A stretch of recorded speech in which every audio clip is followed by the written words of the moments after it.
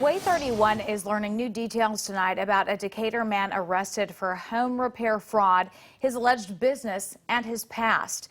Way 31's Luke Hydash talked with investigators and the Better Business Bureau of North Alabama about avoiding home repair scams.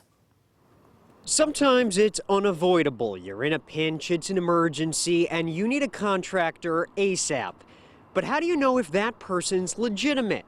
One Decatur resident called FAS Plumbing the day after Christmas for an emergency repair. Instead, they ended up calling police, saying Terrence Falks took $340 and didn't fix the problem. If you Google FAS Plumbing in Decatur, the business is listed at 1032 4th Avenue. Only problem? That strip mall's full, and FAS Plumbing isn't in it. People working at the businesses actually there had never heard of the place. The caretaker of the property told me in his 5 years here, there hasn't been a plumbing place in it. Court records show Falks wrote Social Security/disability on his arrest affidavit under employer name, not FAS Plumbing. You can put anything on the internet, and it can be looked up on the internet, and I think that's what's happened.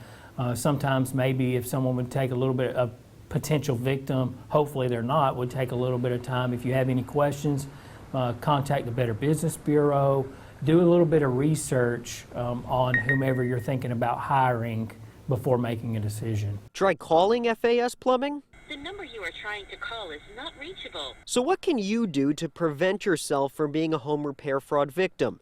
Elizabeth Garcia is the CEO of the North Alabama Better Business Bureau. They have to be licensed by their relevant licensing organization in the state of Alabama.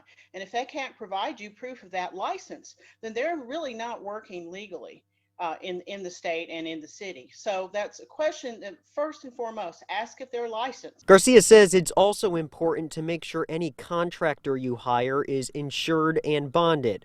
She says all the responsibility is on you as the consumer to make sure you've done your homework before signing the dotted line. Falks is still in the Morgan County Jail. He hasn't been able to post his $15,000 bond.